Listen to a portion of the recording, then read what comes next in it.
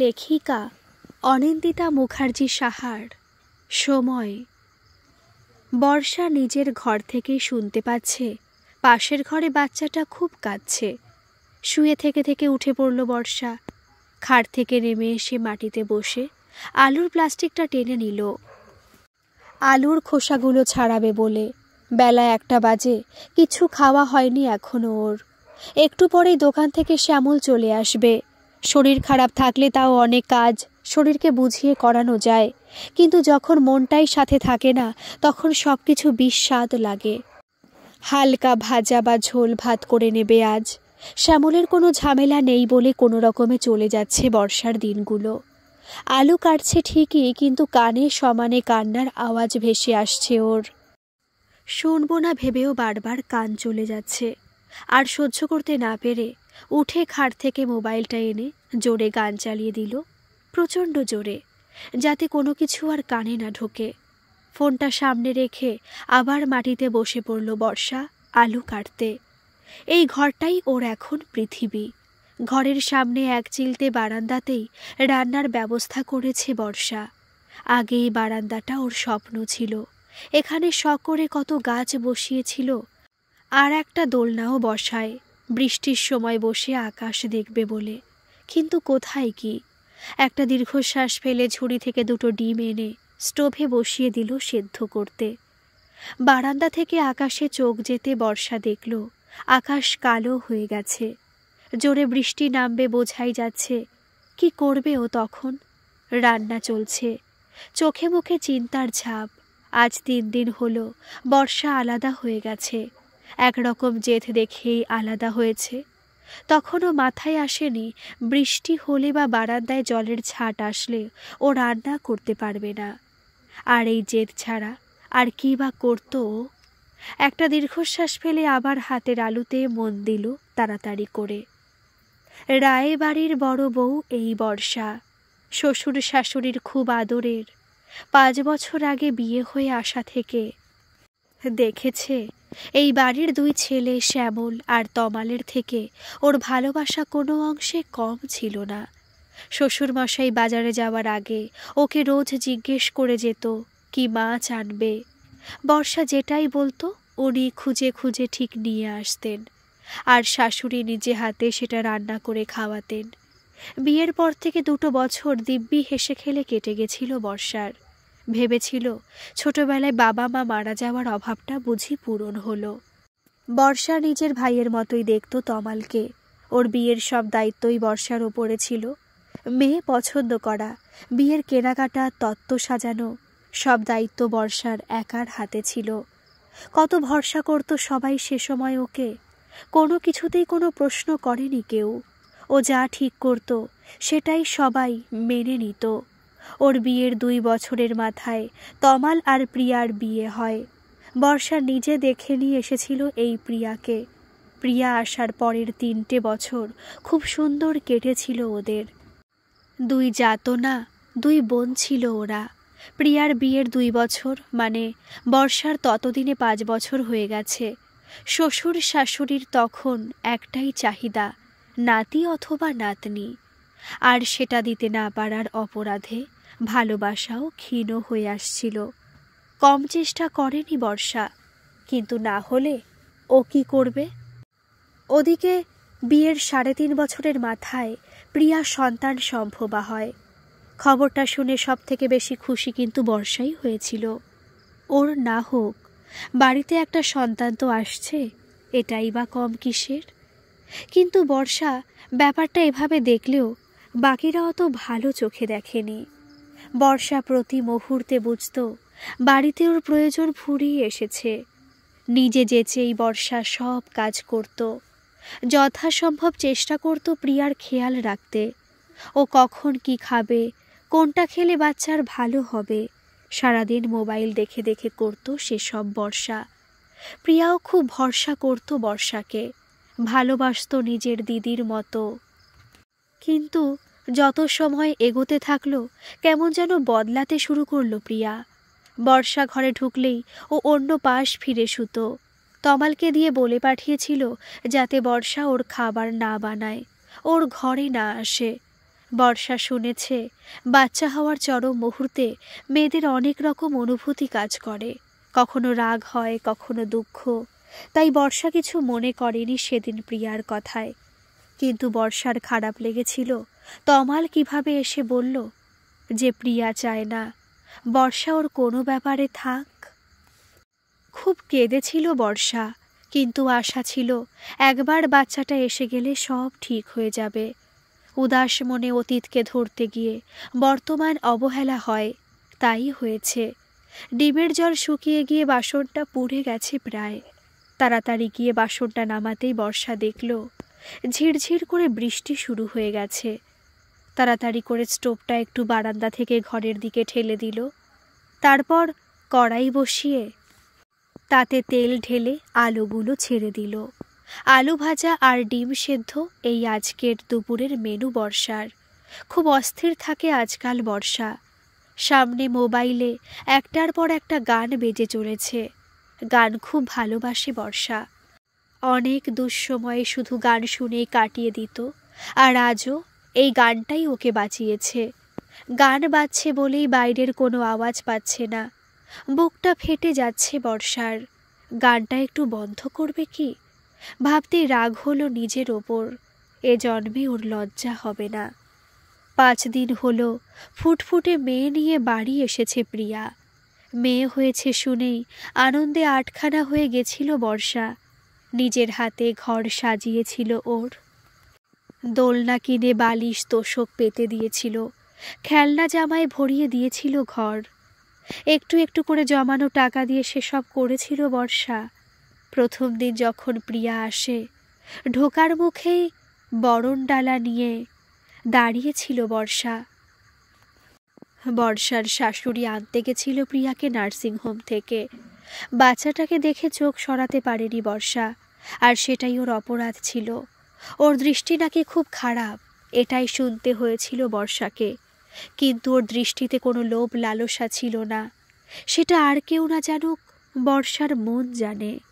বাচ্চাটার মাথায় ধান দুর্বা দিতে যাবে, সাথে সাথে প্রিয়া বিরক্ত হয়ে বলেছিল, এসব ছুঁয়ো না, বাচ্চার স্কিনে র্যাশ উঠবে। খারাপ লাগলেও কিছু বলেনি বর্ষা। সত্যি আজকালকার নিয়ম অনেক আলাদা। ও হাসি মুখে প্রদীপের আগুনের তাপ দিতে যাবে, ওর শাশুড়িমা বলল, আরে শুনছো তো, না করছে ওর মা, তাহলে কেন এসব করছো? শাশুড়ির ওই কথাটা যেন আজও বুকটা জ্বালিয়ে দিয়ে যায় বর্ষার। এই মানুষটাই একদিন বর্ষাকে চোখে হারাতো। একটা বাচ্চা দিতে পারেনি বলে এত বড় ভুল বুঝল। বর্ষার বুকটা জ্বলে গেল, ঠিক যেভাবে তেলে জল পড়লে জ্বলতে থাকে।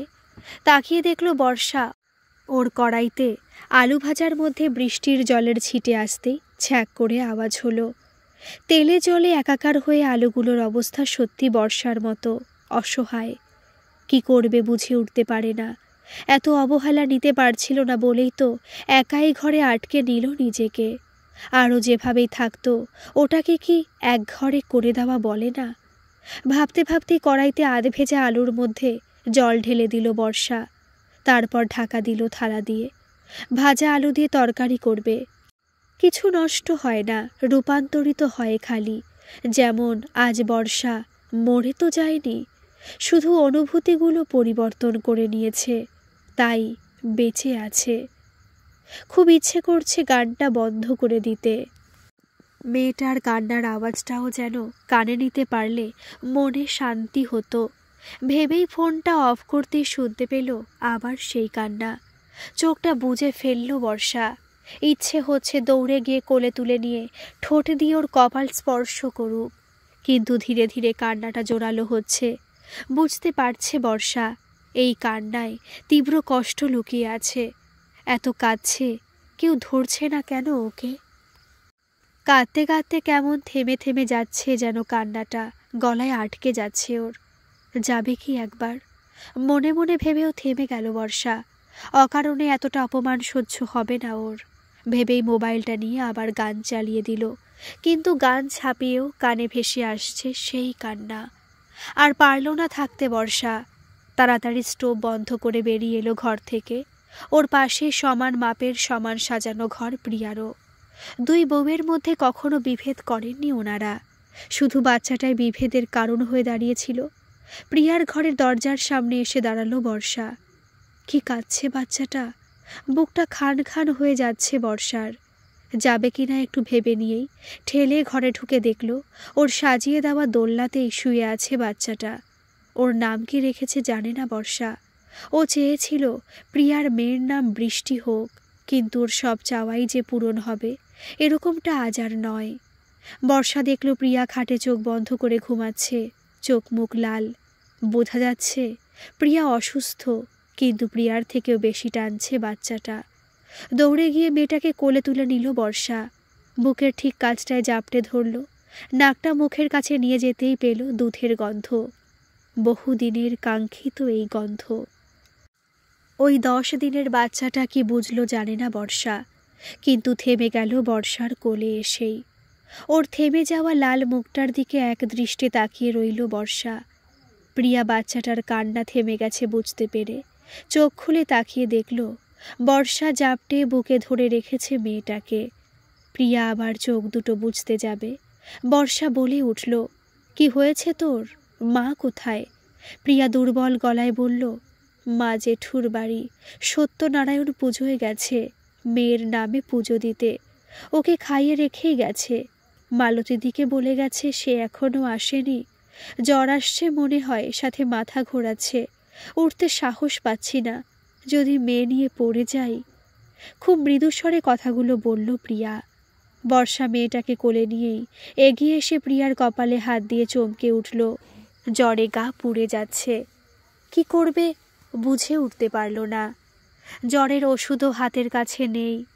পাশে পড়ে থাকা প্রিয়ার ফোন থেকে শ্যামলকে ফোন করে ওষুধ আনতে বলেই মেয়েটাকে দোলনায় শুয়ে একটা বাটি করে জল এনে তাতে কাপড় ভিজিয়ে এসে বসল প্রিয়ার পাশে।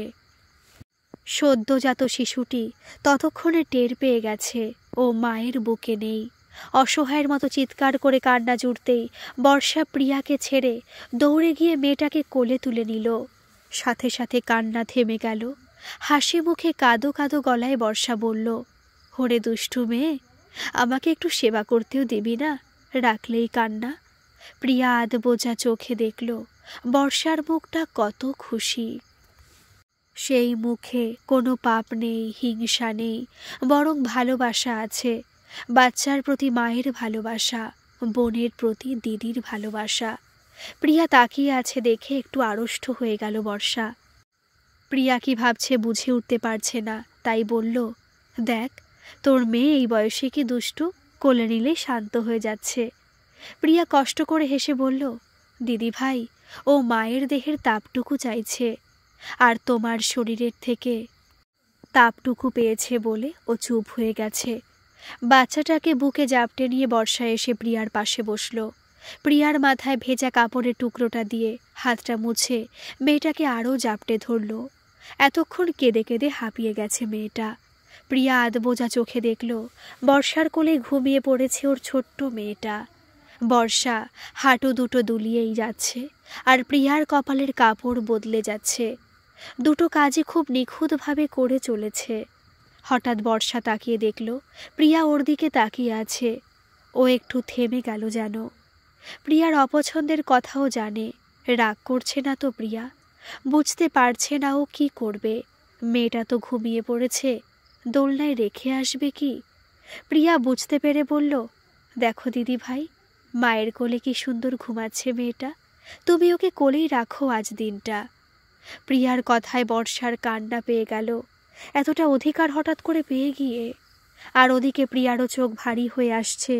কত অপমান করেছে মানুষটাকে, ক্ষমা চাইবে কি? দুজনের চোখের কাছে জল, কিন্তু কাঁদতে পারছে না। প্রিয়া চাইলেও ক্ষমা চাইতে পারল না, আর বর্ষাও চাইলে ধন্যবাদটুকু দিতে পারল না। চুপ করে থাকলো দুজনেই। বাইরে থেকে শোনা গেল না দুটো বুকের তোলপাড়ের আওয়াজ, কিন্তু এটা নিশ্চিত এই ঝড়টা থেমে গেলে দেখা যাবে সব কিছু আগের মতো শান্ত হয়ে গেছে, আগের মতো সুন্দর। কেউ আসলে খারাপ না, খারাপ থাকে পরিস্থিতি, খারাপ থাকে সময়, সব পরিস্থিতি ঠিক হয়ে যায়, শুধু সময়কে সময় দিতে হয়। গল্পটি কেমন লাগলো একটা কমেন্ট করে কিন্তু জানাবেন, আর ভালো লাগলে প্লিজ একটা সাবস্ক্রাইব করে দেবেন। ধন্যবাদ।